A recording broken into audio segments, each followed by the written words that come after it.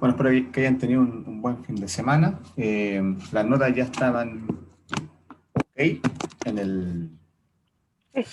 tanto en el aula virtual como en el intranet, así que ya están las tres notas que llevamos hasta el momento, las dos sumativas más la formativa de la semana pasada. ¿Ya?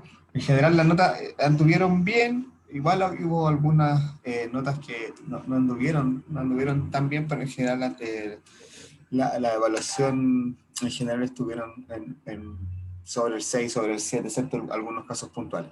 Igual me gustaría como repasar, o sea, primero consultarles, porque yo al momento de configurar el cuestionario, lo configuro con una retroalimentación. Entonces, en la medida que ustedes tienen respuestas que no son correctas, les debería aparecer un mensaje con la respuesta correcta y la retroalimentación. Entonces, quería confirmar si le estaba apareciendo eso al momento de hacer los cuestionarios.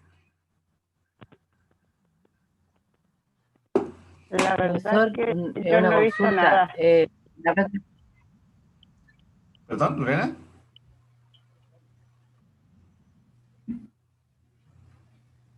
Profesor, Sí, sí, la retroalimentación, sí.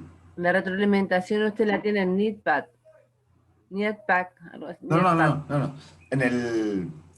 En el aula virtual, en el cuestionario, la evaluación sumativa, por ejemplo, si la respuesta es falso y ustedes responden verdadero, les debería aparecer al final del cuestionario como la retroalimentación. Se equivocaron en esta porque era verdadero, porque era esto. ¿Y le aparece eso cuando ustedes han hecho el cuestionario?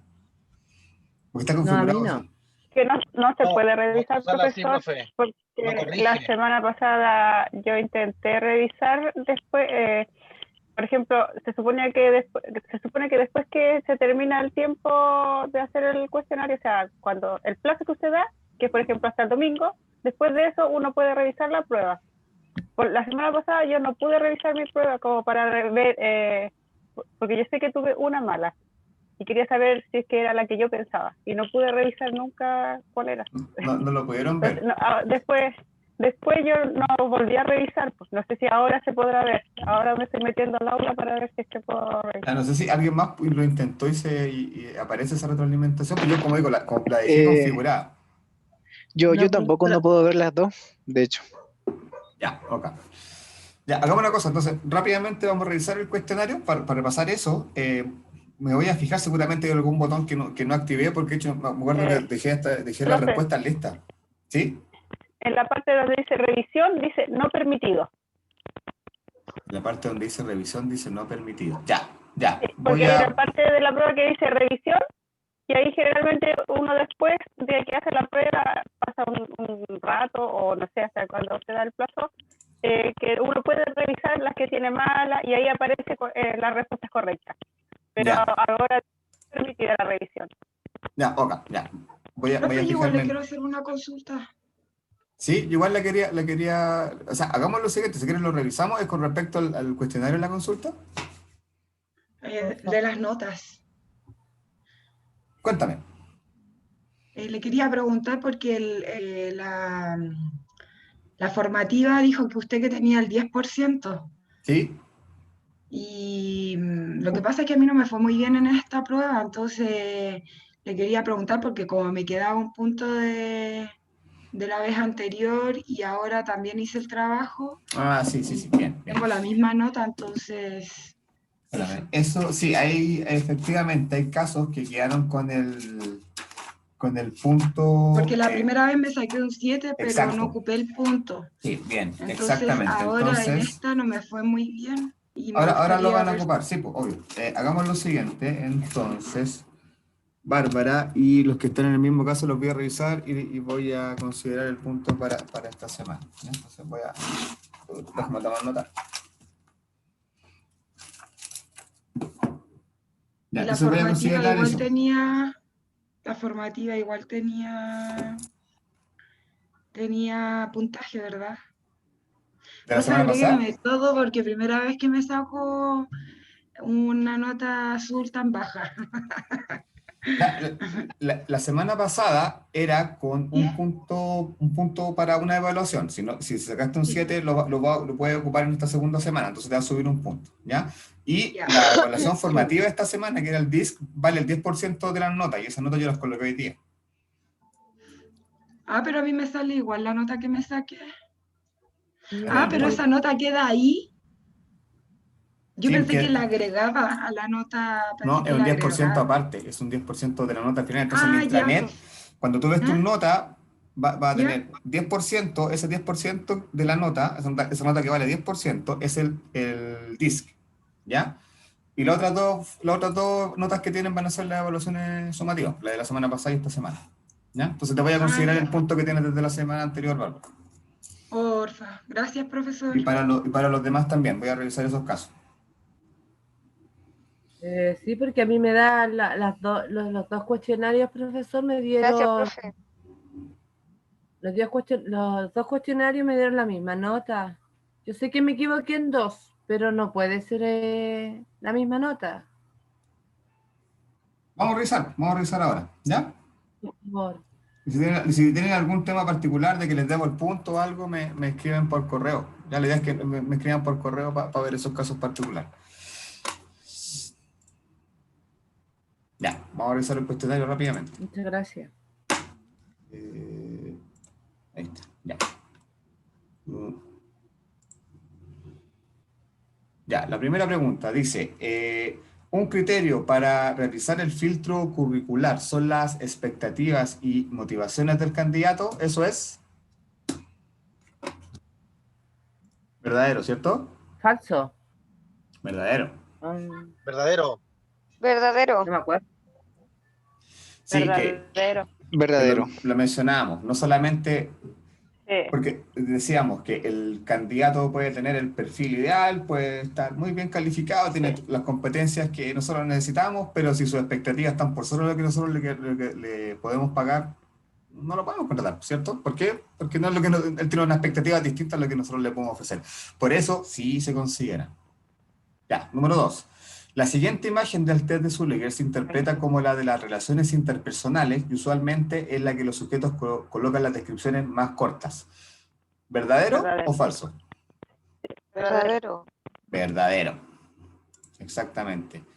Esta lámina al representar o al tratar de aparentar imágenes que simulan una figura humana de alguna forma interpreta cómo se relaciona la persona que lo está respondiendo con el entorno, así que es verdadero. Muy bien. Verdadero.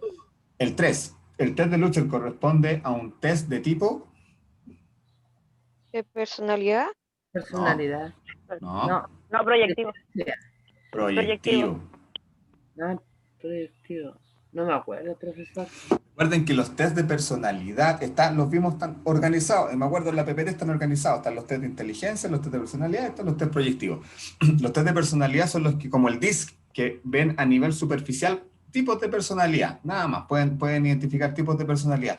Los test proyectivos como el Lucher, como el Zuliger que nosotros revisamos, permiten identificar aspectos más profundos del candidato. Por eso son proyectivos. ¿Ya? No me acuerdo. Sé que me equivoqué en dos. Ya, pues haber sido esa. 4. Con respecto a los procesos de entrevistas masivas, ¿cuándo se aplican? ¿Se utilizan cuando se requiere indagar en profundidad? No, ¿cierto? No se puede porque estamos entrevistando a muchos candidatos. ¿Se recomienda para procesos que requieren de un número elevado de nuevos trabajadores y tiempo acotado? Sí, ¿cierto? No. A veces, lo sé. A ver, Ah, sí. recomienda para procesos. Sí, tiene razón, la ve. Las entrevistas Ya. masivas Para es... los hartos trabajadores en tiempo acotado. Exactamente, era la letra B. Porque estas es cuando son las entrevistas individuales y estas son las entrevistas de panel. La 5. El test de Raven se utiliza para medir el conocimiento y nivel educativo del candidato. ¿Verdadero o falso? Falso. Falso. Exactamente. El test de Raven parte del supuesto que las personas, independientes de su nivel educacional, están en las mismas condiciones para poder responderlo. Muy bien. 6. Una de las desventajas del reclutamiento externo es que es más costoso y requiere más tiempo y recursos que el reclutamiento interno. Sí. Verdadero. Verdadero, ¿cierto? Porque en la medida si tenemos una persona dentro de la organización va a ser mucho más fácil y rápido poder contratarlo. De hecho, va a ser casi un proceso muy, muy inmediato. Muy bien. Y la última. ¿Cuál de los siguientes test son de tipo proyectivos? A, B, C o D. ¿Se acuerdan? De estructurales, temáticos, expresivos. Exacto. Muy bien. Los estructurales, ahí estaba, por ejemplo, el Zuliger, el Lucher, los temáticos, ahí estaba el de, donde se tiene que contar una historia a partir de la imagen, el de percepción temática, y los expresivos gráficos donde estaba la persona bajo la lluvia. ¿Ya? Esas eran las respuestas correctas del cuestionario de esta semana. ¿Dudas? ¿Consultas con eso? Voy a dejar configurado, me voy a fijar en la observación que me hicieron para dejar configurada la revisión para el de esta semana para que lo puedan revisar cuando ya el cuestionario esté listo. ¿Ya? Para que lo puedan revisar automáticamente y saber en qué se equivocaron. Por favor. Ya. Que no se ve nada. Incluso voy a ver si puedo dejar el de esta semana. Ya lo voy a ver, lo voy a dejar anotado, porque igual puede que, a pesar de que ya pasó, lo pueda dejar habilitado y ustedes lo puedan revisar. Lo voy a revisar, ¿ya? Voy a revisar cómo está el cuestionario de la semana 2, a ver si es que está esa opción de que ustedes lo puedan visualizar, ¿ya? Para que lo veamos. Okay. Ya, entonces, vamos a comenzar con lo que vamos a ver esta semana. Esta semana y la siguiente vamos a ver los procesos ya de mantención. Ya vimos el proceso de planificación, vimos el proceso de ingreso, y ahora ya empezamos a ver los procesos que tienen que ver con la mantención de la persona que ingresa a la organización. ¿Ya? Entonces, hoy día vamos a ver puntualmente temas que se tienen que revisar al ingreso del colaborador y que después los vamos a ver un poco más en detalle. Pero la idea es que ya empecemos a manejar algunos conceptos que tienen que ver con el código del trabajo y conceptos relacionados a lo que tiene que ver con las remuneraciones, ¿ya? El tema de remuneración en detalle, el cálculo, lo vamos a ver la próxima semana a través de un ejercicio práctico simple que en el fondo a ustedes les va a permitir conocer cómo se estructura un proceso de remuneraciones y una liquidación de sueldo, ¿ya? Hoy día vamos a ver cuáles son los componentes de una remuneración, ¿ya? ¿Qué son los aspectos que tenemos que considerar dentro del proceso de remuneraciones? Y vamos a ver también qué es un contrato de trabajo, qué es lo que considera un contrato de trabajo y qué pasa cuando se termina un contrato de trabajo, ¿ya? ¿Y por qué vamos a ver esto? Porque el resto de la semana vamos a ver algunos temas de capacitación, vamos a ver algunos temas de seguridad laboral, algunos temas de relaciones laborales que tienen que ver con sindicatos, donde vamos a tener que recurrir a algunos términos que deberíamos manejar ya el día de hoy, ¿ya? Entonces la idea es que hoy día por lo menos cerremos viendo lo que tiene que ver con contratos y con remuneraciones a nivel de legislación. Como digo, el proceso de remuneraciones lo vamos a ver la próxima semana. Y esta semana va a estar bien movida porque vamos a ver todos los procesos de mantención, ¿ya? O sea, hoy día vamos a ver lo que tiene que ver con la parte legal, contratos y remuneraciones. Mañana vemos relaciones laborales y seguridad laboral. El miércoles vamos a ver capacitación y el jueves vamos a ver clima y cultura. Como todos los procesos que pasa la persona dentro de la organización, ¿ya? Así que esta semana va a estar bien diversa en cuanto a los contenidos, a diferencia de las semanas anteriores que veíamos siempre un tema. Esta semana vamos a pasar por varios procesos de recursos humanos dentro de la semana, ¿ya? Eso, entonces, hoy día, como yo les comentaba, vamos a empezar a ver lo que tiene que ver con contratos, ¿ya? Ya finalizamos el proceso de selección, ¿cierto? Ya tenemos a la persona seleccionada, y en ese sentido, cuando la persona ingresa, obviamente tenemos que hacer todo el proceso de ingreso, que se rige, obviamente, bajo la legalidad del Código del Trabajo, ¿ya? Importante, chicos, acá lo que vamos a ver nosotros es lo que se utiliza a nivel de la empresa privada, porque la empresa pública utiliza un estatuto que es similar, pero de alguna forma no se rige por el Código del Trabajo, sino que se rige por el estatuto administrativo. Entonces tiene otra legalidad, ¿ya? Entonces nosotros nos vamos a enfocar en lo que tiene que ver con el Código del Trabajo, ¿ya? Y particularmente con los contratos de trabajo, dado que, por ejemplo, los contratos de honorario son de otra naturaleza, ya que son de prestación de servicios, donde una persona presta un servicio por un tiempo, por una función determinada a una empresa, a otra persona, etcétera, y ahí se dan esos procesos de prestación de servicios, ¿ya? Lo que nosotros vamos a ver ahora son los contratos de trabajo que rigen la vinculación legal entre el empleador y el trabajador, ¿ya? Que se rigen, como digo, bajo el Código del Trabajo, y eso es lo que nosotros vamos a ver. ¿Alguien me está hablando? Aquí yo, Elizabeth. Elizabeth, sí. Vamos a ver los contratos de honorario también. Los contratos de honorario, en esta pasada no, los vamos a ver cuando veamos un poco más el detalle la próxima semana, porque ahora vamos a ver solamente lo que tiene que ver con el Código del Trabajo, pero los vamos a ver la próxima semana. Ya, gracias. Son mucho más simples que el contrato de trabajo en todo caso, es solamente... los contratos de honorario en el fondo no establecen un vínculo laboral, pero sí regulan la prestación de servicios, esa es la diferencia, ¿ya? Sí, yo he elaborado contratos de honorario, pero por programas municipales.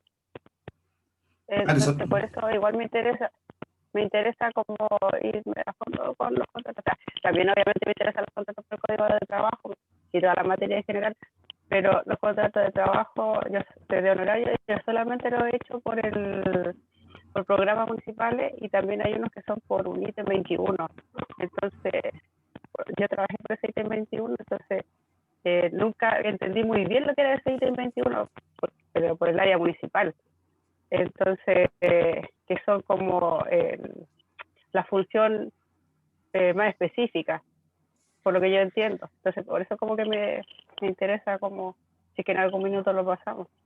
Sí, sí, o sea, igual Y vamos a más, ver, pues no, solamente eso. vamos a ver de una pasadita ese tema y un poco lo que tiene que ver con el estatuto público, pero lo vamos a ver como de una pasada porque es como lo menos usual, lo que más se utiliza a nivel de como que se requiere a nivel del Código del Trabajo, pero igual lo vamos a repasar porque igual es importante saber por lo menos en líneas generales en qué consiste, ¿ya? Porque tiene procesos que no son similares al Código del Trabajo precisamente como ese tipo de No, contrato. no se parece en nada. No, Gracias, profe. así que eso, ¿ya? Gracias, Elisa. Lo vemos la próxima semana, ¿ya? Ahí vamos a ver como todo el tema más Gracias. detallado del Código del Trabajo en términos de contrato y remuneración. Ya, entonces, vamos a comenzar con la clase de hoy.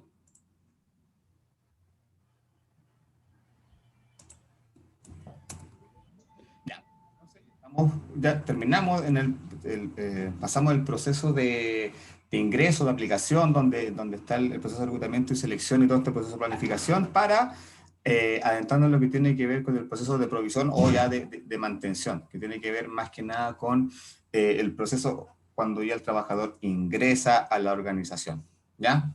Como estamos viendo términos de legalidad del Código del Trabajo, obviamente el Código del Trabajo tiene ciertos procesos que obviamente la empresa debe cumplir para estar en regla con lo que tiene que ver con el proceso de contratación, ¿ya? Obviamente hay un proceso cuando el candidato ingresa, recuerden que hay un proceso de inducción, que es el proceso final de la capacitación, donde finalmente el candidato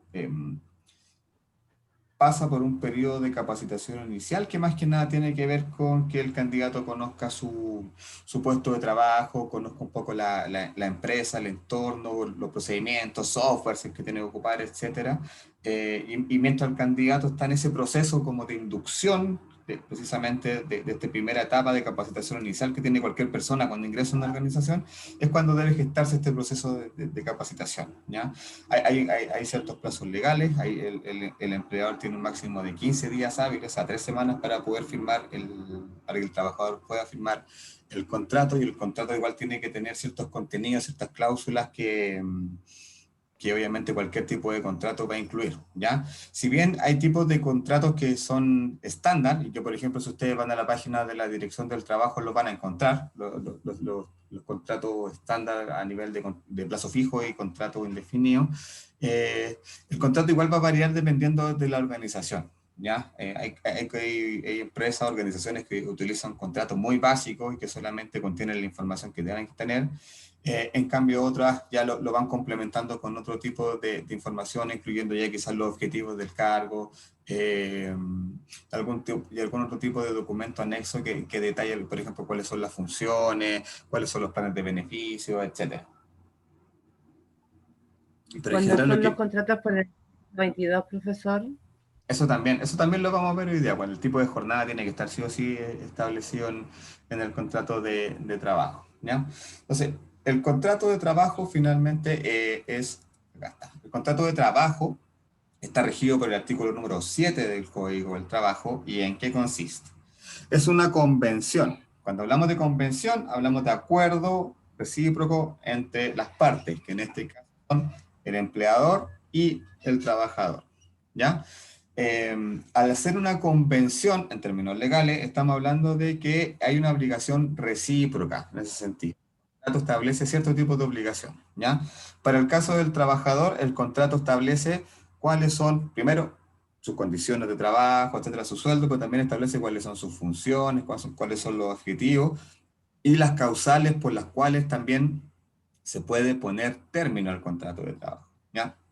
Por su parte, el empleador, ¿a qué se obliga en el contrato? Se obliga obviamente a compensar al colaborador en función del trabajo que él está desarrollando, obviamente a cumplir lo que tiene que ver con la legislación laboral y el código del trabajo, entregar beneficios, velar por la seguridad del colaborador, pagar las cotizaciones, etc. Entonces, en ese contrato se establecen los derechos y deberes de ambas partes en el momento en que se establece el vínculo laboral entre una persona y una organización, ¿ya? Entonces, en ese sentido, la persona o el trabajador, cuando firma un contrato, lo que está haciendo es firmar una dependencia o subordinación para trabajar en una empresa, la cual debe ser remunerada y debe cumplir, obviamente, lo que establece el Código del Trabajo, ¿ya? Eso es lo que es un contrato de trabajo.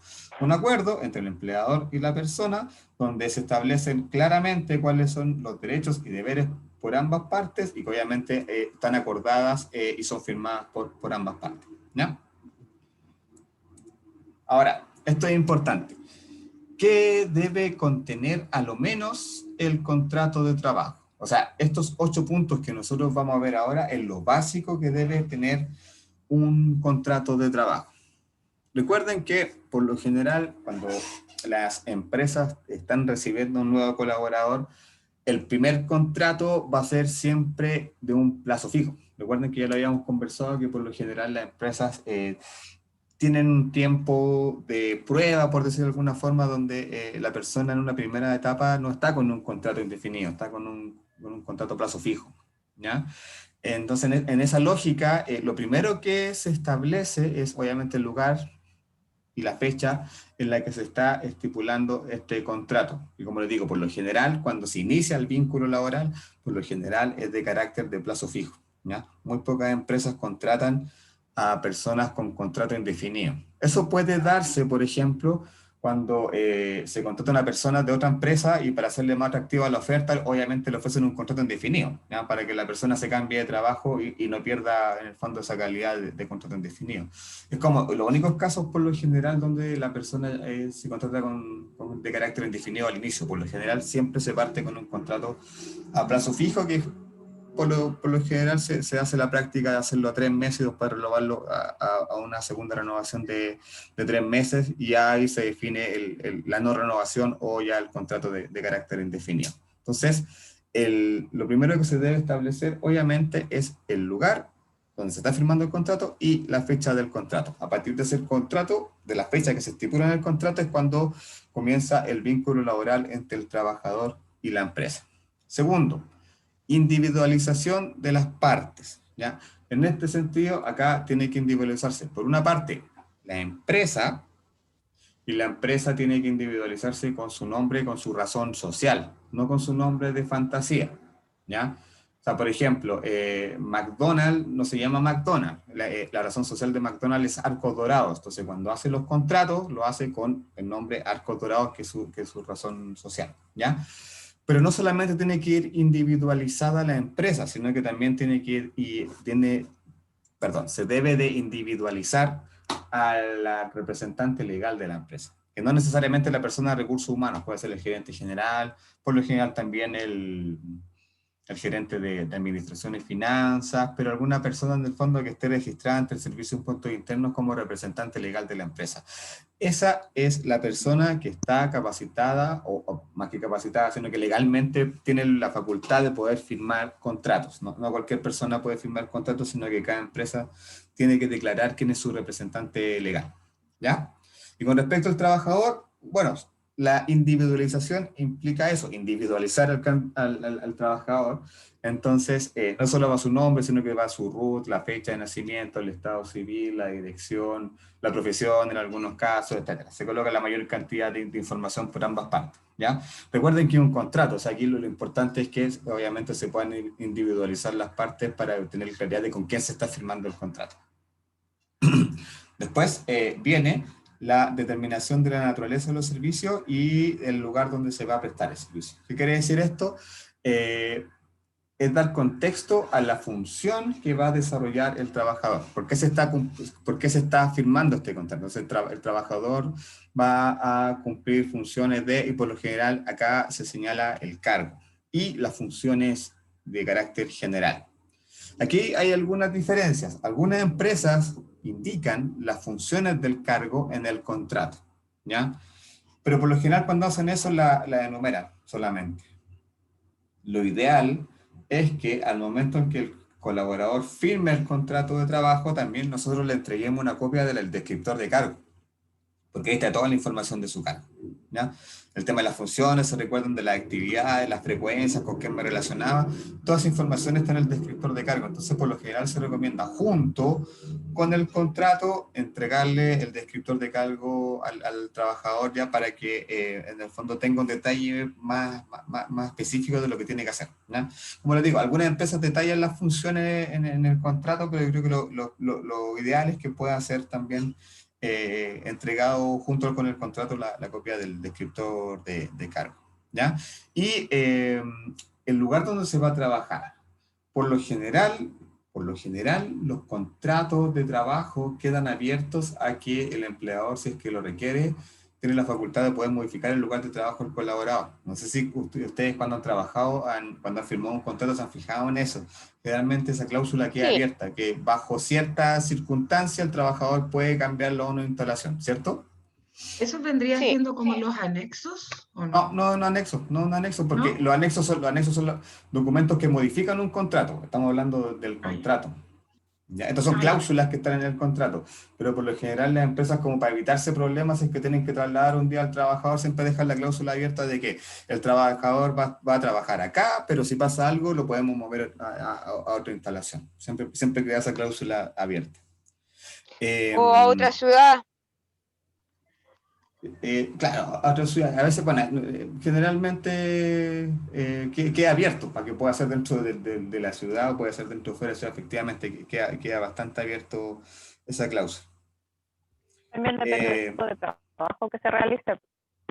Pero en general, sí, o sea, obviamente hay trabajo que sí o sí hay que viajar y eso queda estipulado. O sea, de hecho, algunas contratos el trabajador sí o sí tiene que viajar. Pero por lo general, trabajos que no necesariamente implican movilización dejan esa cláusula abierta por si acaso. Eso tiene que ver por si alguna vez se cambian de sucursal, porque puede pasar eso, se cambian de sucursal. Y si en mi contrato dice que yo trabajo en la sucursal acá en mi dirección, ahí yo trabajo. Entonces ahí se puede generar algún tema. Entonces, para evitarse ese tipo de situaciones, dejan abierta esa causal para que si se tienen que cambiar tanto la empresa como el trabajador lo puedan hacer. Ya, el contrato podrá señalar dos o más funciones específicas, como le digo. La idea es que en el contrato las funciones sean las generales, no nos vayamos en el detalle en el contrato, sino que se especifique más o menos qué es lo que se espera del cargo, ¿ya? O sea, por ejemplo, el mismo ejemplo que vimos la semana pasada, recursos humanos, quizás las funciones del cargo será de gestionar todos los procesos de recursos humanos, como para que quede ahí estipulado en el contrato, pero el detalle de las funciones en el descriptor de cargo. Quinto, muy importante, monto, forma y periodo de pago de la remuneración acordada. Primero, cuando hablamos de monto, en el contrato de trabajo siempre va el monto bruto, es decir, el total de haberes que el trabajador recibe. Después vamos a ver en qué se define el total de haberes, pero básicamente es el monto total antes de los descuentos. Ese es el monto que va en el contrato, no va el monto líquido. Se estipula en el contrato siempre el sueldo bruto, el sueldo sobre los cuales se hacen los descuentos, ¿ya? La forma de pago también queda estipulada. Por lo general las empresas están trabajando todas con transferencia digital a las cuentas bancarias, o si no algún tipo de pago como Servipack, pero ya muy pocas empresas pagan con cheque o menos, con efectivo, pero algunas empresas lo hacen todavía, pero por lo general se estipula que los pagos son vía transferencia electrónica. Y el periodo de pago, eso es súper importante. El periodo de pago, de acuerdo a la ley, son cada 30 días. Y hay que tener ojo, algunas empresas a veces se pasan eso y pagan en un periodo muy extendido de más de 30 días. A veces pasa, por ejemplo, que el día 30 cae el domingo, entonces pagan adelantado y pagan el 28. Pero quizás al mes siguiente pasa lo mismo, pero quizás después pagan desfasado y pagan el 2. Entonces ya entre el 28 y el 2 ya no pasaron 30 días, pasaron 34. Entonces ya están incumpliendo la ley. Entonces hay que tener ojo con eso. Los periodos de entre un periodo y otro periodo de pago tienen que ser siempre de 30 días. Sexto, duración y distribución de la jornada de trabajo. Entonces, acá, respecto a lo que estaban consultando por ahí, van a haber dos tipos de jornadas de trabajo de acuerdo a lo que dicta el Código del Trabajo. Uno, van a ser efectivamente las jornadas de trabajo, que pueden ser parcial o completa, o bajo el artículo 22. Cuando hablamos de artículo 22, hablamos de tipos de contratos que no tienen una jornada de trabajo establecida, es decir, que no se rigen por un horario de 45 horas, por ejemplo, de lunes a viernes de 8 a 6, sino que ese trabajador que trabaja bajo ese artículo 22 no tiene que cumplir un horario necesariamente, pero sí tiene que cumplir ciertos objetivos durante la semana, ¿ya? Es decir, no está sujeto a horario, por ende puede trabajar en horarios que no necesariamente son de oficina, o sea, puede estar disponible quizás en horario después de las 6 de la tarde, siendo que una persona que está con contrato por jornada solamente está disponible hasta las 6 de la tarde, ¿ya? Ahora, las personas que tienen jornada, o los contratos que tienen jornada de trabajo, como les digo, por lo general se dividen en dos, los que son de jornada parcial o los que son de jornada completa. Como saben, en Chile hasta el momento la jornada completa es de 45 horas, ¿ya? Y también se tiene que indicar cuál es la distribución de estas 45 horas. En términos prácticos, de acuerdo a la ley, la distribución puede ser hasta un máximo de 6 días. No, nadie puede trabajar 7 días de corrido. O sea, se puede trabajar, pero tiene que haber un pago extra, obviamente, ¿ya? Pero lo que tiene que quedar estipulado en el contrato son en cuántos días se distribuye esta jornada. Cuando son jornadas completas, de 45 horas, por lo general las personas trabajan de lunes a viernes o de lunes a sábado. Cuando son jornadas parciales, por lo general los contratos de jornadas parciales son de 20 o son de 36 horas. Son jornadas más reducidas. Por ejemplo, cuando son 20 horas, estamos hablando, por ejemplo, de una persona que trabaja un fin de semana en un mall, turno completo, sábado y domingo, y se le hace un tipo de contrato que solamente rige por 20 horas a la semana, ¿ya? Entonces, tiene que quedar estipulado en el contrato cuál es la extensión de la jornada, o sea, si son full time, part time, o artículo 22, si es que no tiene jornada. Y aquí también hay un tema importante. Los turnos también tienen que quedar estipulados en el caso que se trabaje por turnos, ¿ya? Por lo general, las empresas que trabajan por turnos rotativos trabajan en 3 turnos, o sea, de las 7 de la mañana a las 3 de la tarde, de las 3 de la tarde a las 7 de perdón, las 11 de la noche, de las 11 de la noche hasta el otro día a las 7 de la mañana, y así la persona va rotando en esos 3 turnos, ¿ya? Si se da ese caso de que el trabajador tenga turnos, primero, en el contrato tiene que quedar estipulado que el trabajador debe trabajar en turnos y va a rotar dentro de esos turnos, ¿ya? Y aparte, se debe firmar un anexo, es decir, un documento aparte, con los turnos, ¿ya? Los turnos tienen que ser informados al trabajador con anticipación. Entonces, por ejemplo, no sé, en enero se le pueden entregar los turnos de enero, febrero, marzo, ¿ya? Pero la idea es que el trabajador sepa sus turnos con anticipación. Entonces, la ley también exige que además que los trabajadores que trabajen bajo un sistema de turno, además de que quede estipulado que trabajan en turno en el contrato, tienen que tener un anexo de turno donde se indique qué turno le va a tocar durante el siguiente periodo. Ya es un documento aparte. Profesor, ¿Sí? yo, Guadalupe. Guadalupe. Yo trabajaba antes en el peaje de la ruta 68 y ahí ¿Ya? trabajábamos en turnos, 5 turnos. Lo que pasa es que había un turno que entraba a las 6 de la mañana y salía a las 2, y el otro entraba a las 8 de la mañana y salía a las 4. En la tarde uno entraba a las 2 y salía a las 10, y el otro entraba a las 4 y salía a las 12. Y a las 12 entraba el turno de noche, que entraba a las 12 y salía a las 8 de la mañana. Esos eran los 5 turnos que teníamos. Igual nos daban un mes, siempre el mes, como una semana o 2 semanas antes, ya teníamos el horario de todo el mes, por ejemplo. No nos cambiaban tampoco los turnos, a no ser que uno pidiera un cambio de turno. Pero iban rodando, te tocaba uno, después el otro, después el otro. Sí, por ejemplo, una semana me tocaba de 6 a 2, a la otra semana me tocaba de 8 a 4, y después ya me tocaban los turnos de la tarde y así sucesivamente. Pero el turno de noche era solo uno, de 12 a 8. ¿Y tú firmabas esos turnos cuando te los entregaban? Sí, sí. Ya, perfecto. No, si era nada ilegal, era todo así bien claro. No, es que es el ejemplo. Porque los ejemplos, o sea, los turnos, como dices tú ya sabes, pues, o sea, ya conoces la rotación y sabes, después sacas la cuenta y sabes qué turno te va a tocar en la semana siguiente.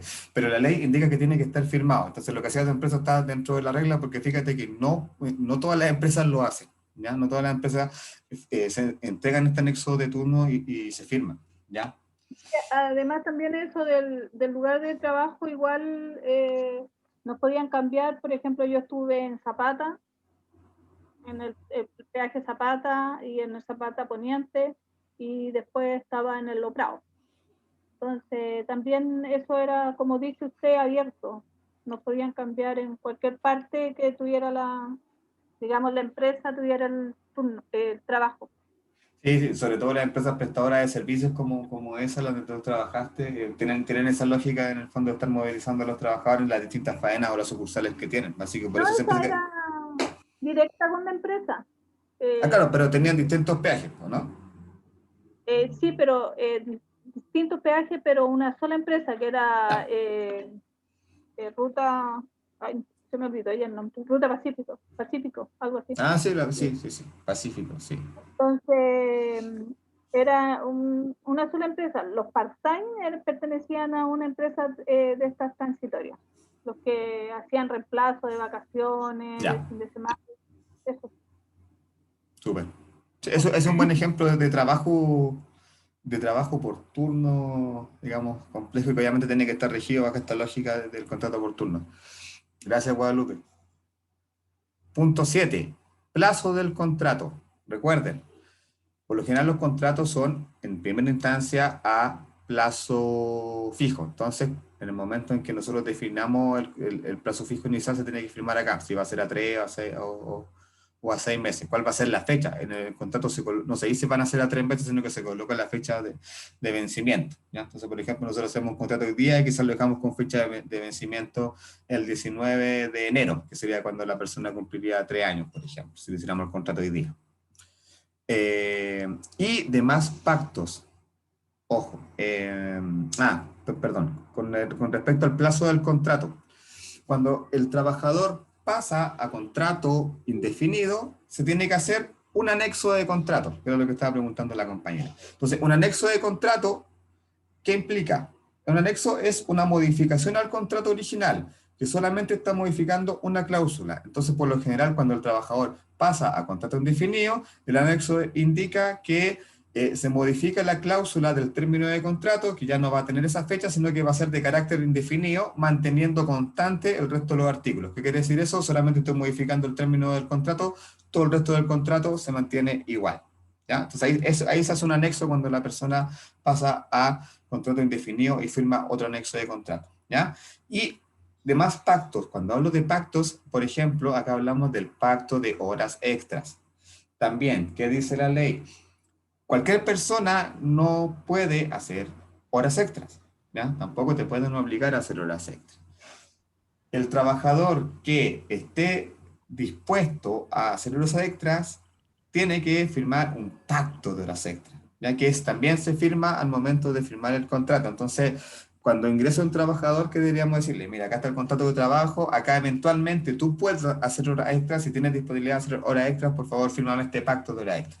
Entonces, el trabajador da su consentimiento y en la medida que la empresa requiera que alguna persona se quede por sobre la jornada que está estipulada en el contrato, van a recurrir a la persona que tiene firmado este pacto de horas extras, ¿ya? Insisto, no se pueden asignar horas extras a los trabajadores si no está este pacto firmado entre el colaborador y la empresa, ¿ya? Eso es importante también, que son esos documentos anexos que se van firmando junto con el contrato también, ¿ya?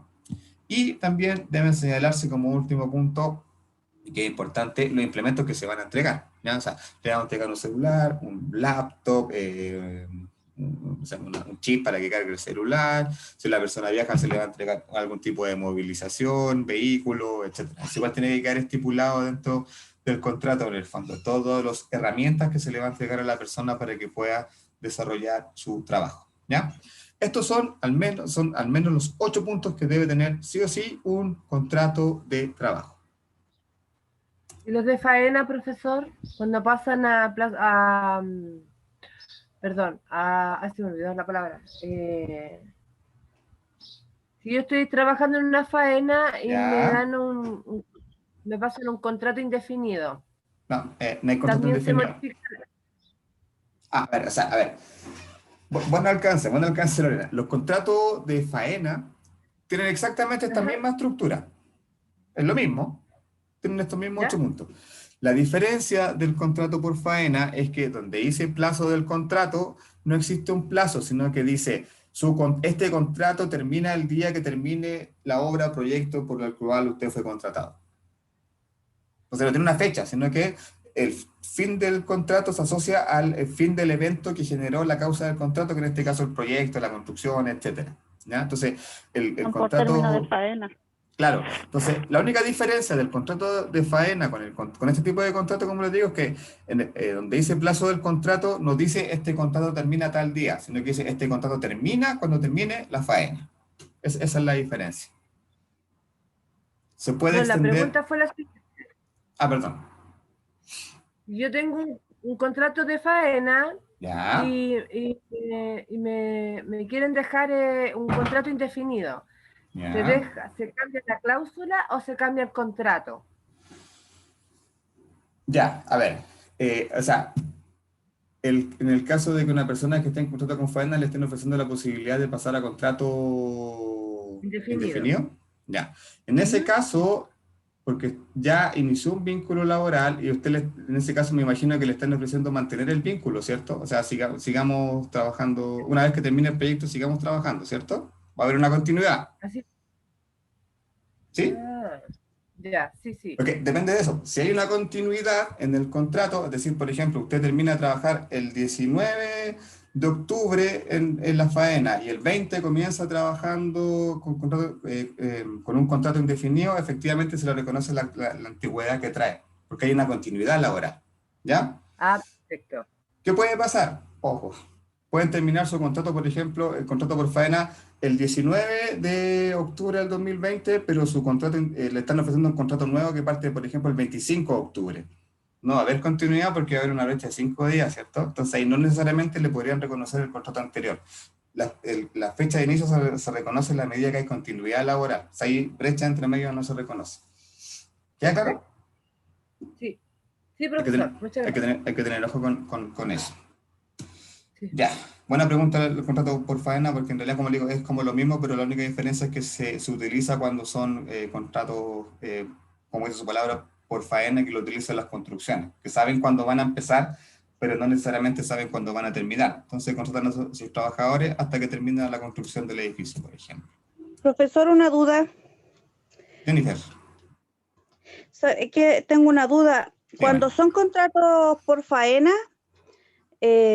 ¿cuánto es el plazo máximo que tiene uno para firmar ese contrato? Mira, la ley estipula que máximo uno puede estar 2 años con un contrato por faena. O sea, tú puedes estar 1 año con contrato por faena, se te puede renovar por 1 año más por contrato por faena, pero no puedes estar un tercer año. Si tú mantienes continuidad laboral el tercer año, deberías pasar a contrato indefinido. Ah, ya. Pero Pero el máximo plazo que es 1 año. ya, pero el plazo que tienen ellos para hacerme el contrato. Ah, no, el mismo del contrato plazo fijo, pueden ser 15 días. ¿Ese es como plazo máximo? Sí, el contrato de faena, sí. Y en caso que se pasaran, Está fuera de la ley, puede haber una inspección del trabajo. sí, En porque yo he general, sabido de construcciones que se demoran hasta un mes en hacer un contrato, incluso más. yo creo que, sinceramente, el único lugar donde he trabajado, donde he firmado el contrato en la fecha, ha sido en ENAC.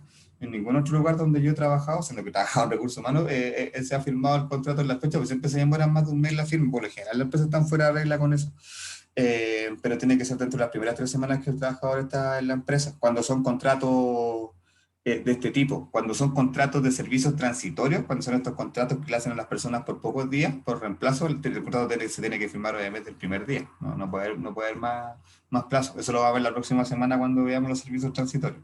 Pero en general tienen un plazo máximo de 3 semanas, tanto plazo fijo como contrato por faena.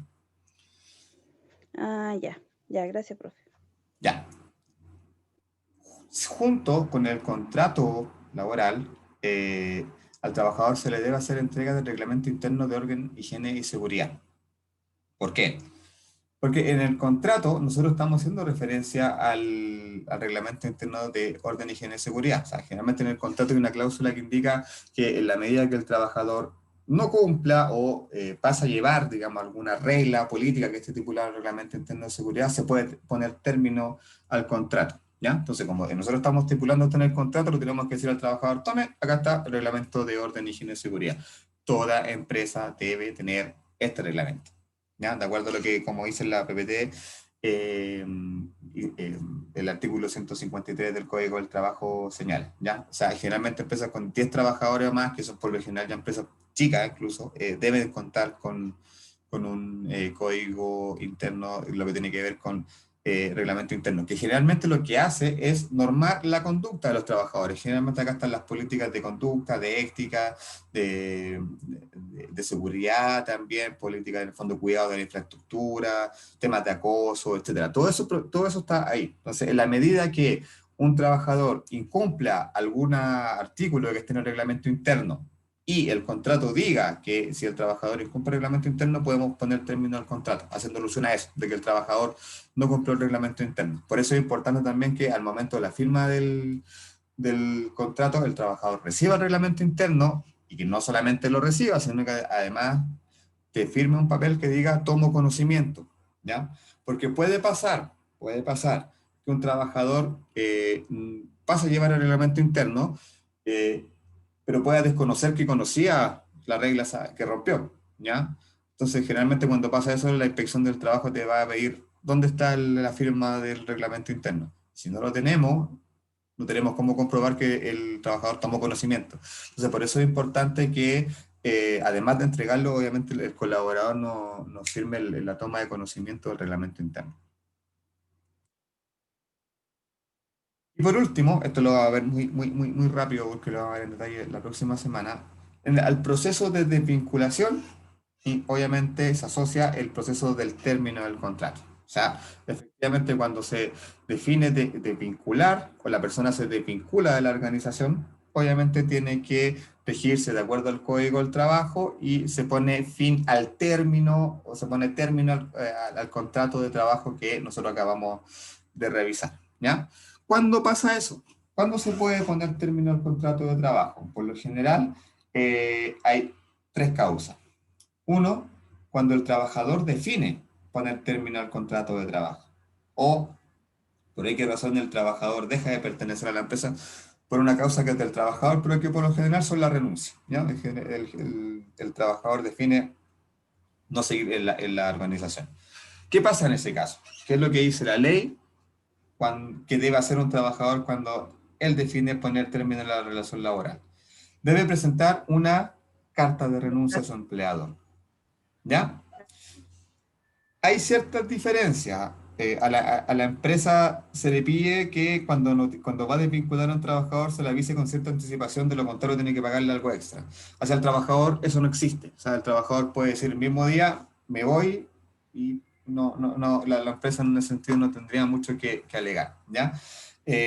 Lo que sí, cuando el trabajador define de mutuo propio, como se dice en ley, por definición solamente de él irse, presentar la renuncia, obviamente la indemnización del finiquito solo contempla las vacaciones que el trabajador tenga, ¿ya?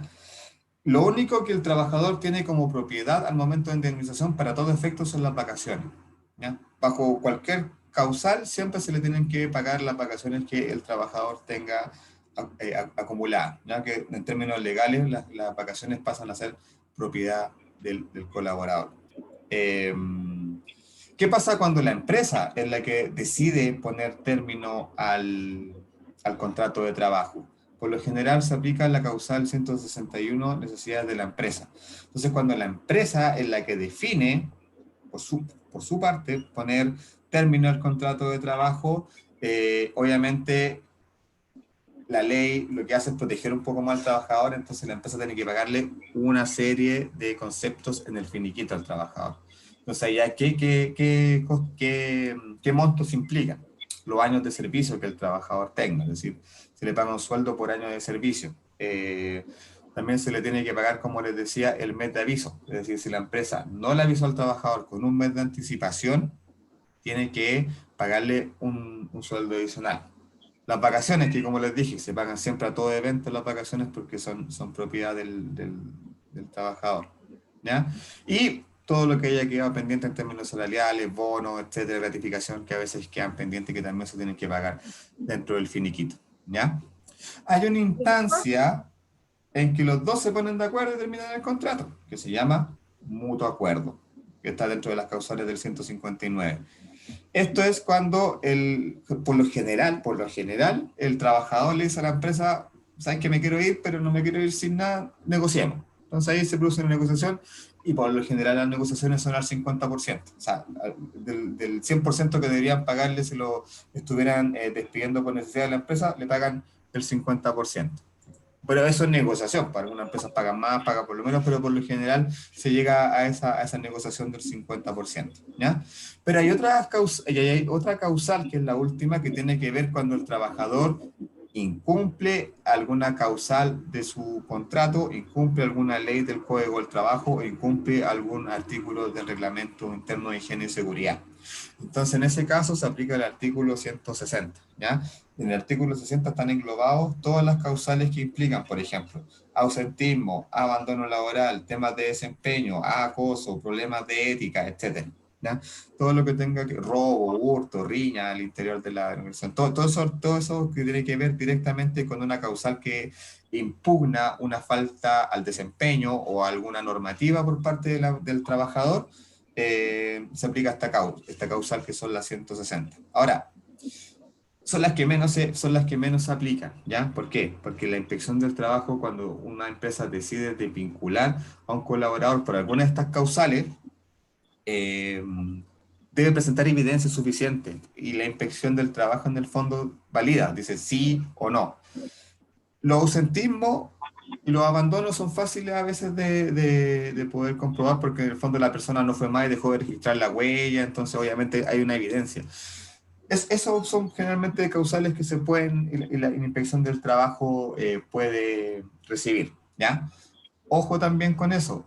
Si una empresa tiene un reloj control, ese reloj control tiene que estar validado por la inspección del trabajo, ¿ya? Si no está validado por la inspección del trabajo, lo más probable es que si quieren desvincular a una persona por ausentismo y lleven el informe de ese reloj control y no está registrado en la inspección le va a decir, no es válido. Entonces, los relojes controles siempre tienen que estar validados por la inspección del trabajo precisamente para esos efectos, ¿ya? En caso de que haya que vincular a un colaborador por ausentismo, ese sistema lo tenga validado en la inspección, ¿ya?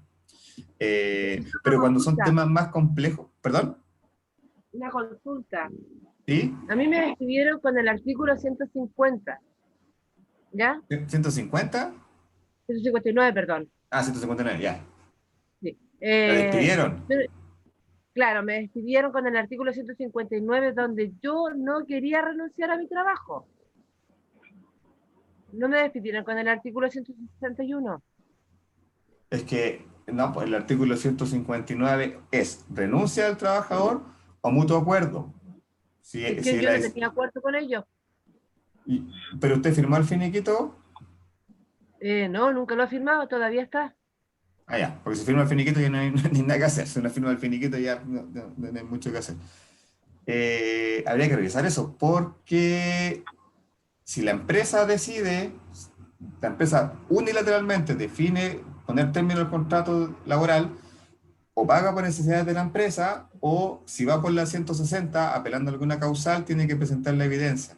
Por la 150 no la pueden finiquitar por motivos de la empresa alguien por el 159. No puede ser. Están haciendo algo que no correspondería. Pero estaban contratando a otra persona en mi lugar. Entonces, ya. Sí. Algunas empresas hacen eso precisamente porque cuando desvinculan a una persona por necesidades de la empresa y después contratan a una persona en el mismo cargo, el trabajador que fue desvinculado puede ir a la inspección y decir, me vincularon por necesidades de la empresa, pero al final contrataron a una persona en mi cargo. Entonces, en ese caso, ahí uno podía apelar a un juicio que sería apelar a la reincorporación laboral. Eso generalmente es lo que se hace, o sea, que lo reincorporen al puesto de trabajo. Había que revisar ese caso, pero no puede ser por 159 si la empresa es la que está desvinculando, no puede ser. Yo tengo esta carta, yo tengo el documento porque se lo quité a la persona que me quería que firmara la carta de renuncia y yo no le dije que no lo iba a firmar. Ah, pero era una Tengo- carta de renuncia. Es que quería que firmara, pero con el artículo Ah, 159. por eso, pues, nada, ya, pero es que le estaba haciendo firmar una carta de renuncia, eso va absolutamente fuera de ley, pues, eso no se puede hacer. No pueden obligar a una persona a firmar una carta de renuncia. Si la van a despedir, que le paguen por necesidad de la empresa. Ahí Eso siempre, me estaban diciendo, eso me dijeron, es por necesidad de la empresa, pero la causal es distinta.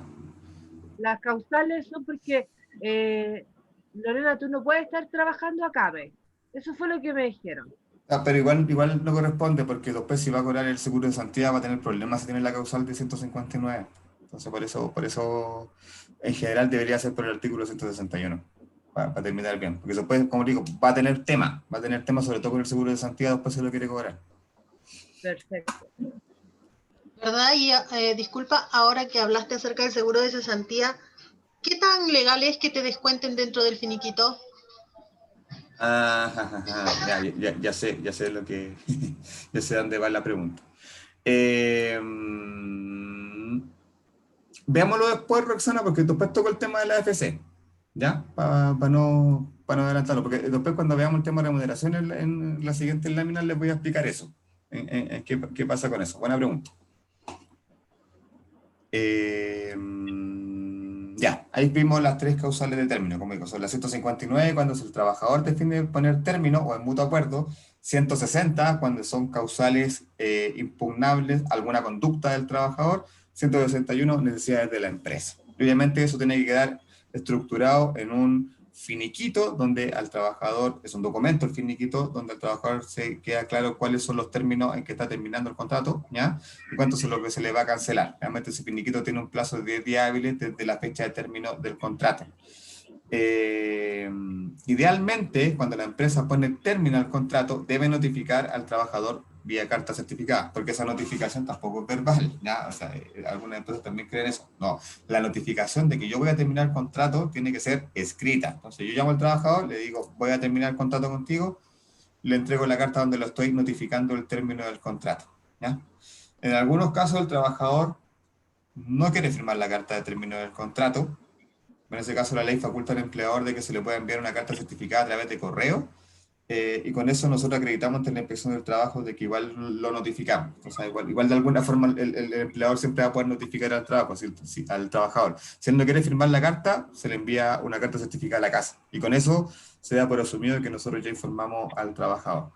Idealmente, como les digo, tiene que ser con un mes de anticipación. Si es con menos de ese mes de anticipación, hay que pagar los meses más de sueldo al trabajador al momento de cancelar el finiquito. Tema de del cálculo del finiquito lo vamos a ver la próxima semana. No tiene ninguna ciencia, solamente sumar lo que corresponda, ¿ya? Pero lo vamos a ver en detalle la próxima semana, lo que tiene que ver con los cálculos de finiquitos. Y pasamos al siguiente proceso, ¿ya? Profesor, Tenemos ¿sí? Una compañera le hizo una pregunta por el chat.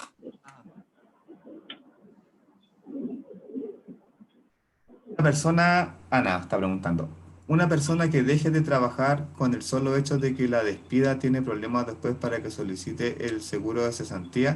Lo que pasa es que para hacer efectivo el seguro de cesantía, cuando tú renuncias a la... O sea, a ver, se supone que tú quedaste cesante por razones de fuerza mayor, ¿ya? Entonces, cuando son de fuerza mayor es cuando te despidieron. Cuando tú defines renunciar, o sea, tú pones renuncia al trabajo, el AFC te va a decir, ¿por qué me viene a cobrar el seguro de cesantía si tú definiste cobrar el seguro de trabajo?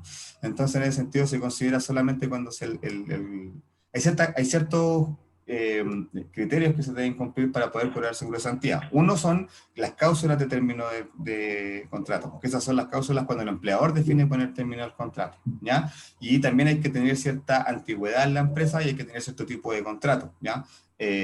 No los quiero mirar con tanta información, pero si tiene alguna consulta particular, Ana, por algún caso tuyo, quizás lo vemos después, lo vemos por correo, ¿ya? Para no marearlos con tanta información, porque hay ciertos criterios para poder cobrar el seguro de cesantía y la idea es poder poder verlo. Eso lo vamos a ver la próxima semana como más en detalle. Pues si tiene alguna consulta particular, me puede escribir y lo vemos por correo. ¿Ya?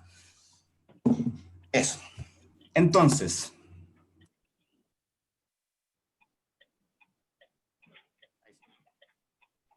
tenemos el tema contratos, listo. ¿Ya? O sea, el trabajador ya está contratado. Una vez que la persona ya está contratada, tenemos que compensarlo. Cuando hablamos de proceso de compensación, hablamos del proceso completo. La remuneración es parte de la compensación. Cuando hablamos de la compensación, hablamos de todo lo que la empresa le entrega al colaborador en términos monetarios y no monetarios, perdón, para retribuirlo por el trabajo que él no está haciendo. Entonces, cuando hablamos de términos monetarios, obviamente hablamos de la remuneración, ¿ya? Del salario que se dice, ¿ya? En términos prácticos siempre se habla de salario cuando hablamos de remuneración, ¿ya? Paréntesis, dato de cultura general. ¿Por qué se llama salario? Porque la primera forma de pago que se hizo en Egipto, cuando se estaban construyendo las pirámides, era con sal. Y la sal en ese tiempo servía para conservar los alimentos. Entonces, como se pagaba con sal, de ahí viene la palabra salario, ¿ya? Ese paréntesis, el profesor Rosa entre medio, para que sepan un poco dónde vienen los conceptos de recursos humanos. Entonces, la remuneración es, como digo, una parte. No solamente está la remuneración, sino que también hay otros beneficios. Por ejemplo, seguros complementarios de salud, beneficios con alguna entidad de educación, de entretención, etcétera, ¿ya? Entonces, en ese sentido, cuando hablamos de compensación, hablamos de todo el paquete completo, en el fondo, que la empresa le entrega al trabajador en términos de retribución por el servicio que el trabajador presta, ¿ya? Entonces, primero, obviamente, primer concepto y lo más importante generalmente que uno asocia a la compensación son las remuneraciones. Y cuando hablamos de las remuneraciones, como digo, hablamos del salario, que en el fondo es el dinero que se le ofrece al candidato, no es candidato, perdón, al trabajador, por el trabajo que está desempeñando, ¿ya? Entonces, esa remuneración obviamente se compone de una estructura, ¿ya? Y como ya les mencionaba, hay haberes y hay descuentos. Cuando hablamos de haberes, vamos a hablar de dos tipos de haberes. En primer lugar, los haberes, como dice su palabra, como un verbo, son lo que hay, lo que el trabajador tiene, digamos, ¿ya? Es todo lo que el trabajador se va a considerar. Y cuando tienen este apellido de imponibles, son los haberes sobre los cuales nosotros vamos a hacer posteriormente los descuentos, ¿ya? Entonces, los haberes imponibles son los conceptos que nosotros le estamos pagando al colaborador en términos de remuneración, los cuales están afectos a descuentos legales, ¿ya? Entonces, están los haberes imponibles, están los haberes que son no imponibles. Entonces, los imponibles son los que tienen un descuento, y son los descuentos legales, como vamos a ver un poco más adelante. Entonces, en primer lugar, dentro de los haberes imponibles, obviamente está el sueldo base del trabajador, ¿ya? Todo trabajador tiene que tener un sueldo base, y este es el sueldo base que tiene que quedar estipulado en el contrato de trabajo, ¿ya? Por eso yo le decía que en el contrato de trabajo tiene que quedar en el fondo el sueldo bruto, sobre el cual se le va a hacer los descuentos al colaborador. Pero también hay otros conceptos que se suman a lo que tiene que ver los haberes imponibles. Y eso obviamente va cambiando un poco de empresa en empresa, pero en general acá están todos los que se deberían incluir, ¿ya? Las comisiones.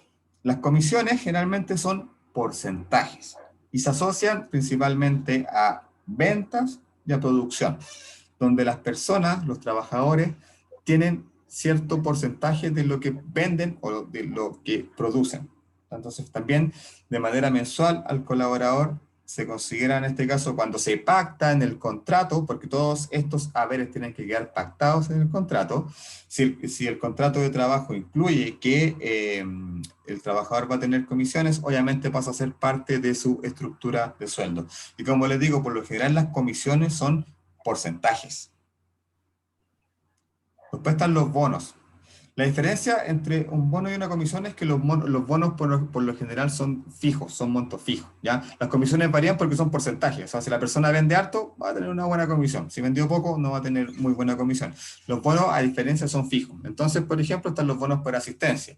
Hay algunas empresas que premian, por ejemplo, a las personas que no llegan atrasados, le dan un bono, no sé, de 50.000 pesos, por ejemplo, todos los meses a la persona que cumple ciertos objetivos, ciertas metas, ¿ya? Entonces, los bonos son fijos. Horas extras también obviamente se tienen que considerar en la medida que la persona, primero recuerden, haya firmado el pacto de horas extras y haya realizado horas extras por sobre la jornada que ya estaba pactada en el contrato de trabajo, ¿ya? Y la gratificación. La gratificación es un concepto legal que todas las empresas tienen que pagar. Quedan fuera de esto las empresas que no, o fundaciones o colegios que no trabajan sin fines de lucro, ¿ya? ¿Por qué? Porque la gratificación consiste en que las empresas que obtienen ganancias repartan entre sus trabajadores esas ganancias que obtuvieron, ¿ya?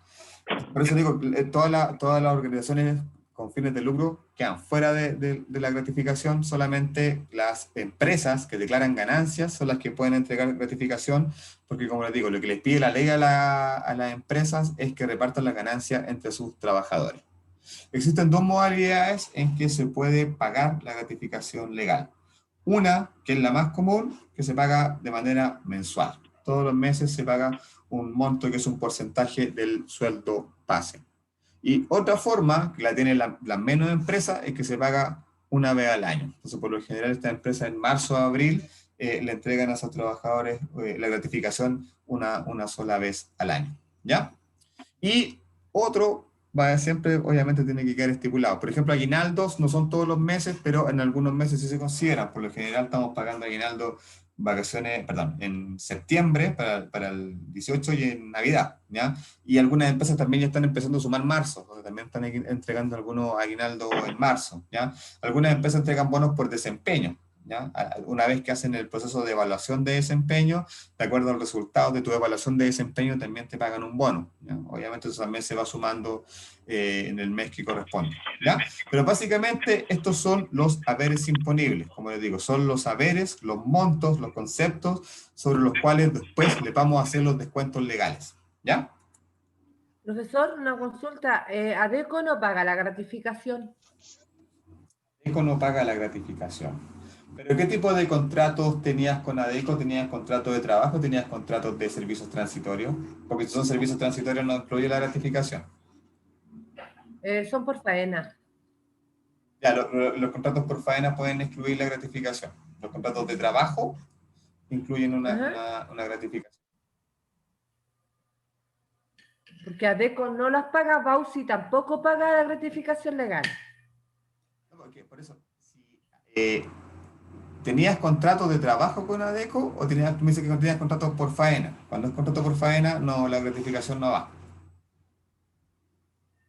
Ah, perfecto. No, contrato por faena. Sí, la gratificación solamente va cuando hay contrato de trabajo.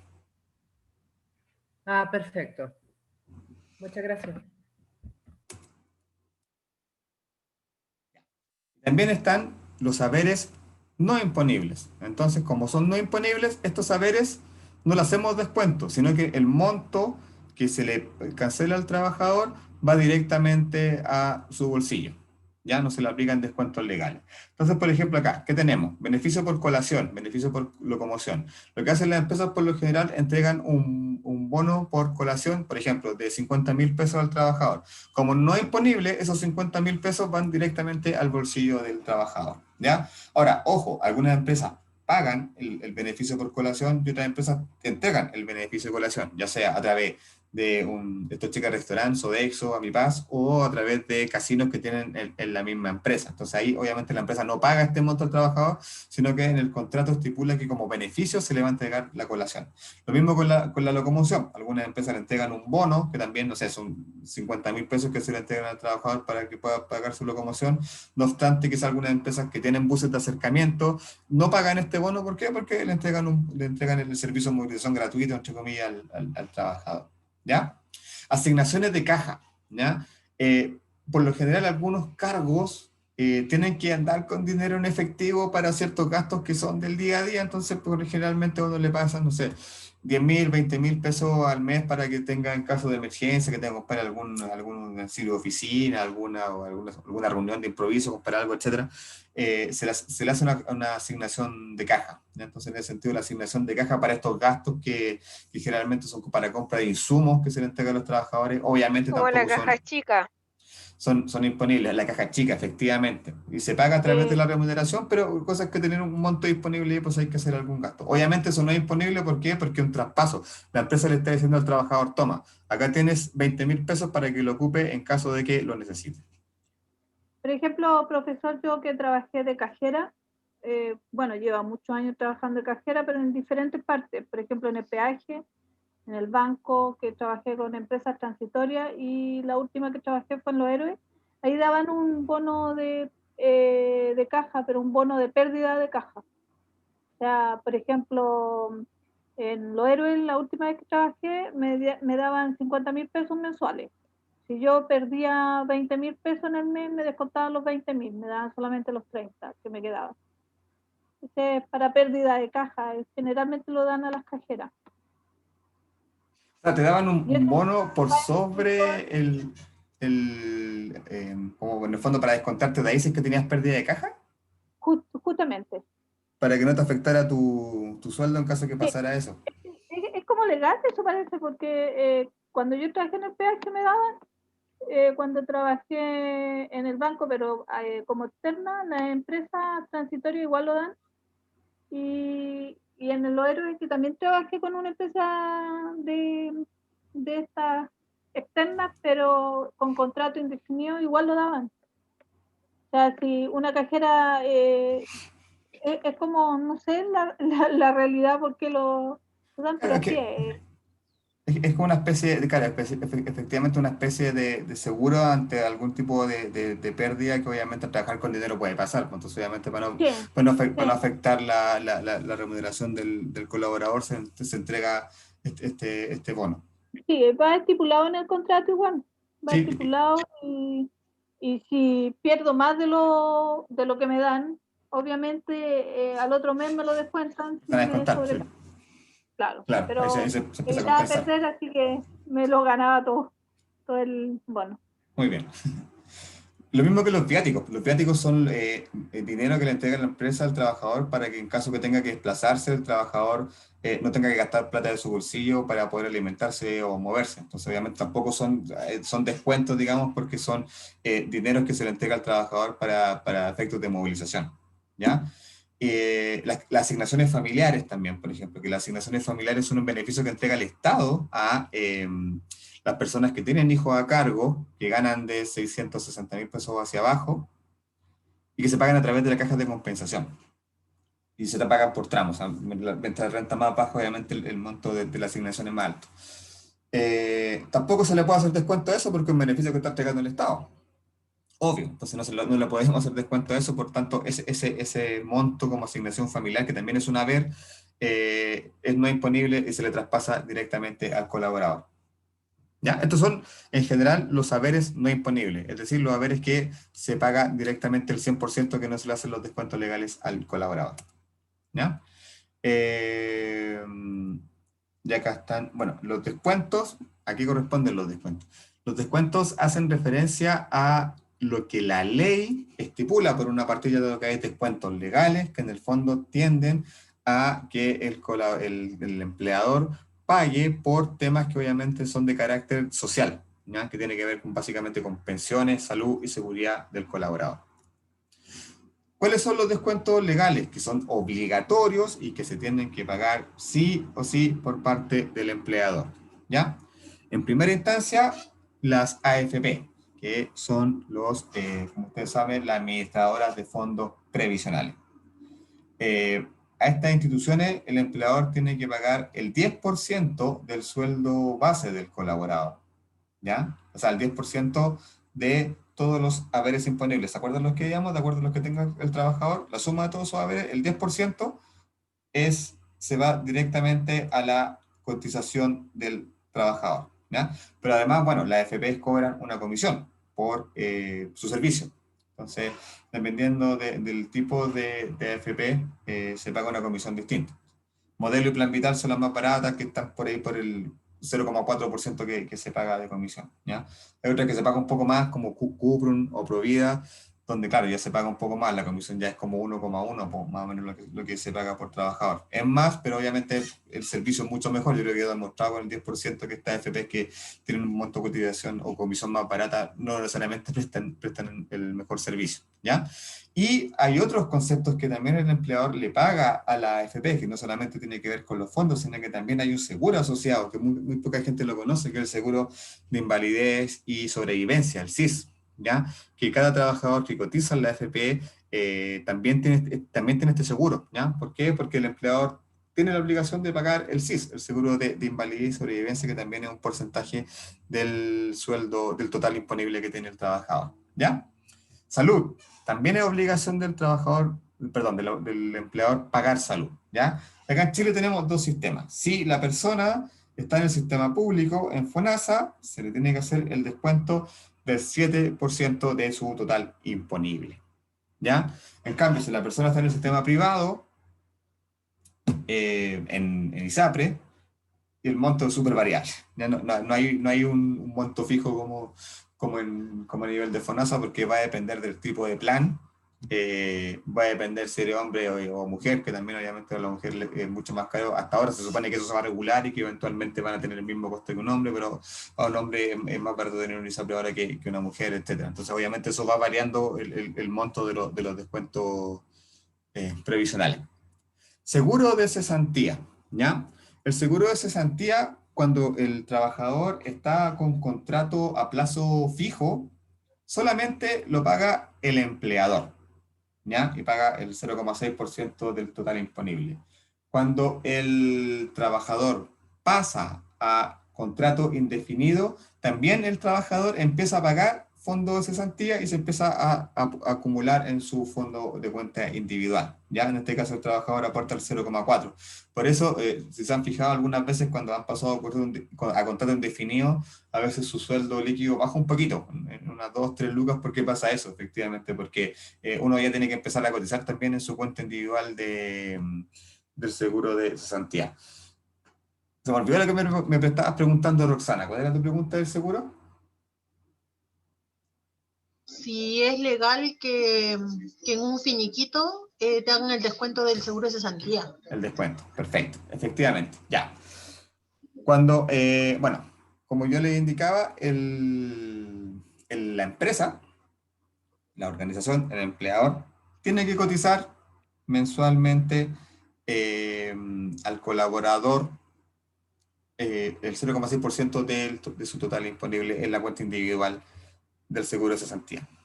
¿Qué pasa cuando vamos a poner término del contrato a un trabajador bajo la causal 161, necesidades de la empresa?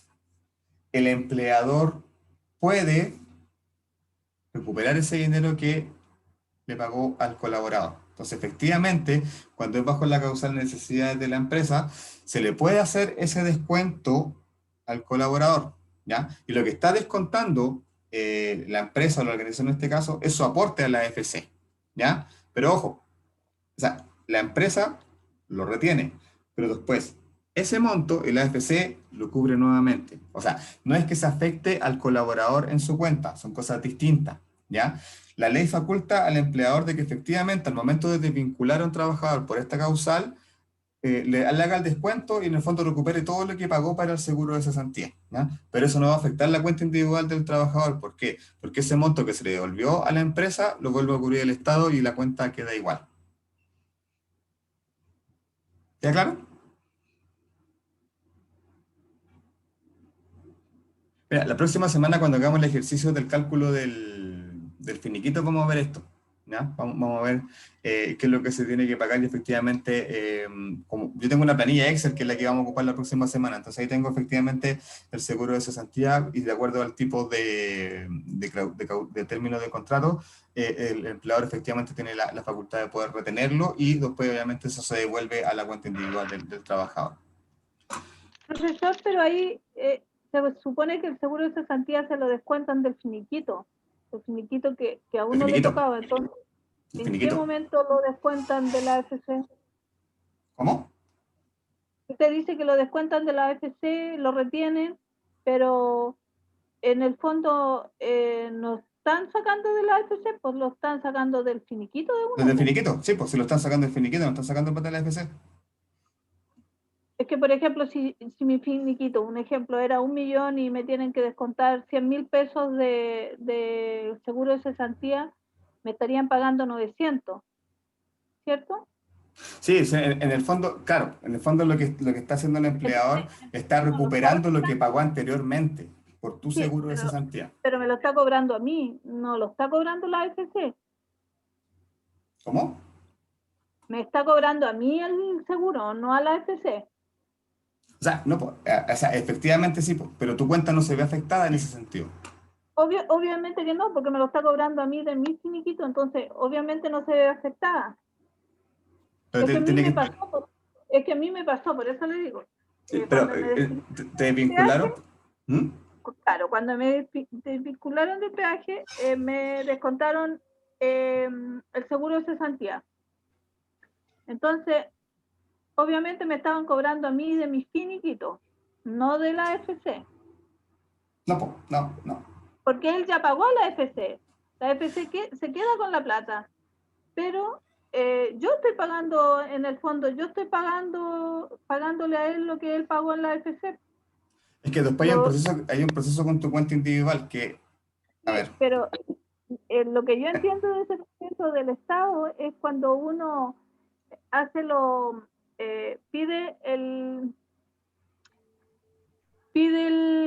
digamos, el seguro de cesantía lo cobra con el subsidio del Estado. con el Fondo Solidario. Sí, pero no tiene que ver Es que que me sí. recompense lo que el empleador me quitó, porque en el fondo él no sacó la plata del seguro, sigue siendo la misma plata, así lo entiendo yo. Sí, mira, hagamos lo siguiente, porque así uno ya está pasando un poquito el tiempo, tengo otra cosa que hacer, y quizás sería bueno con un ejemplo práctico. Entonces, hagamos una cosa, cuando la próxima semana veamos el cálculo del finiquito, vamos a ver qué pasa con ese dinero, para aclarar tu duda. Entiendo para dónde va tu duda, ¿ya? Porque efectivamente queda esa sensación, pero lo vemos la próxima semana, pero creo que es más fácil verlo con práctico cuando hagamos el ejercicio del finiquito, con las distintas causales.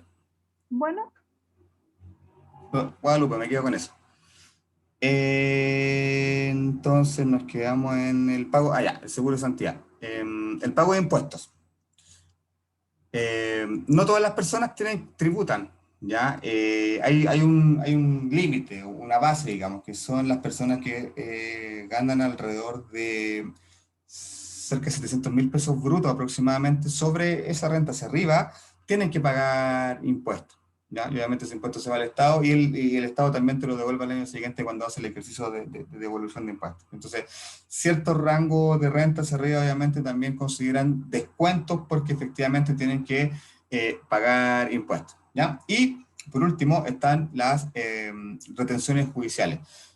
Son muy raros estos casos, pero en algunas ocasiones alguna institución legal le da jurisprudencia al empleador para que le haga descuento al trabajador cuando tiene algún tipo de deuda legal, por decirlo de alguna forma, algún tipo de alguna situación. Sí, en algunos casos por lo general va así. Cuando hubo un juicio, cuando hay juicio y la Corte de Apelaciones dictamina que se puede hacer descuento por ese concepto, por ejemplo, por de alimentos, se corre. Ahora, es muy raro, creo que yo toda mi vida laboral me ha tocado una sola vez que haya pasado eso, de que sacan este tipo de retenciones judiciales. El medio descuento. Esas retenciones las sacan incluso de las jubilaciones de las personas. La retención legal, incluso la retiran a las personas cuando están jubiladas. Así como Fabián, parece que tu micrófono está activado. No es tan alejada de la realidad, porque yo lo vi muchas veces, ahí en Los Héroes pagaban a los pensionados, y un caballero un día dijo, ¿por qué me viene menos plata? No sé, eso es lo que viene en su cartola, porque uno tiraba solamente la cartola que ellos traían nomás. O sea, uno no la tenía que que definir, solamente la tenía que imprimir. Y ahí yo le dije, a ver, le leo la cartola, y ahí le salía su retención legal, y su retención legal no era por un hijo, era por un nieto. Entonces, no solamente en los sueldos, también lo hacen en las pensiones. ¿Las pensiones? Sí, y un caballero sacaba, usted no me va a creer, pero sacaba de su pensión, sacaba como 30.000 pesos de pensión, porque la nuera le demandó a él por el hijo y le retiraban una cierta cantidad de la plata de su pensión y sacaba 30.000 pesos todos los meses. Entonces no es así como tan alejada de la realidad. No sabía que a los pensionados, o que pudiera ser como traspasar la responsabilidad al abuelo. No tenía idea. Sí, pues, si el papá no es ubicable y no paga la pensión de los hijos, se pueden demandar a los abuelos. Sí, uno puede demandar a los abuelos paternos. Bien. Bueno, no necesariamente va a ser culpa del abuelo, bueno, cosas de la vida. Por no criar bien al hijo. Pero hay mujeres, claro, mujeres, es como, profe. Ahí entramos en otro tema, ya. Descuentos voluntarios, anticipos de sueldo. Algunas empresas tienen la práctica de entregar anticipos, ¿ya? Es decir, en la quincena se entrega un adelanto de lo que tiene que ver con la remuneración mensual, ¿ya? Y generalmente las personas que caen en eso, caen en el círculo vicioso, todos los meses están pidiendo anticipos. Préstamos de la caja de compensación. Este tema es un tema, el tema de los préstamos de la caja de compensación. Yo, así como usted veía que, por ejemplo, hacían descuentos legales, yo he visto gente que saca nada del sueldo porque casi todo el sueldo se lo lleva a préstamos de la caja de compensación. Eso pasa por dos cosas. Es súper fácil sacar préstamos en la caja de compensación. Las tasas de interés son altísimas. A veces ofrecen repactaciones que son como atrayentes. La gente está repactando constantemente. Y tampoco hay una asesoría por parte de, en este caso, del área de recursos humanos y remuneración. Igual, originalmente estos préstamos se tramitan a través igual del empleado, porque le van a pedir a recursos humanos el formulario, van a consultar, etcétera. Entonces, igual tiene que haber un rol orientador. O sea, un préstamo, una deuda no debería estar así ya como máximo, no sé, ya todo reventar un 20% del sueldo. Y en algunos casos yo veo que el 50% del sueldo se iban en préstamos de la caja de compensación. Y es un tema efectivamente que afecta mucho finalmente las remuneraciones que tienen las personas, y debe haber un poco más de normativa con respecto a eso. Creo que está un poco de regulado, y bueno, hay una situación que afecta mucho a las personas en términos de renta. Están los APB, que tienen que ver con cuentas, aparte de la cuenta individual que uno tiene en la AFP, cuentas que una persona puede tener de manera voluntaria en una AFP para poder tener más, una mejor pensión. Entonces hablamos de las cuentas 2, o hablamos de las cuentas de... no hay problema, Lorena, que me está hablando por el chat. Hay cuentas de aporte previsional voluntario, es decir, por sobre este 10% que ya no cotizan, algunos trabajadores autorizan para que le hagan un descuento mayor, obviamente para tener un fondo de cotizaciones mayor. Y otros pueden ser seguros de cesantía, que generalmente tiene la empresa, algún otro tipo de cuota sindical. Si en la empresa existe un sindicato y la persona está afiliada, tiene que haber un descuento de una cuota sindical. Préstamos, que a veces algunas empresas también tienen la política de entregar préstamos a los trabajadores, precisamente por eso, para que no se endeuden a través de la caja, mejor prefieren prestarle dinero directamente a la empresa, y también se hacen estos descuentos a través de la liquidación. Y bueno, en resumen, haberes. Recuerden que teníamos los haberes imponibles, que son estos haberes que tenemos que posteriormente hacerle los descuentos legales que acabamos de ver, menos los descuentos nos van a dar el total, el sueldo líquido del trabajador. Y esta simple resta, que es para el cálculo de remuneraciones, porque a veces las remuneraciones suenan como...